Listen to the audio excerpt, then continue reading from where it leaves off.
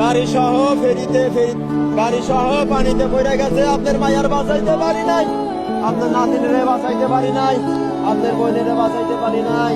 কত করে কইলাম আব্দুর রহমানের মা তোমরা বাড়ি থাকো, আমি যাই, আমার ডিউটি আছে, 29 তারিখে আমার ডিউটি। না তুমি একলা যাবা, আমার একলা ভালো লাগে না।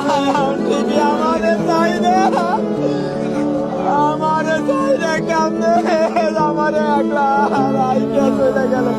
আমারে কয় আব্দুর রহমানের বাপ তোমারে না দেখলে আমার ভালো লাগে না, আমি বাড়ি থাকবো না। তোমারে না দেখলে আমার একটু ভালো লাগে না, আমার অস্থির লাগে।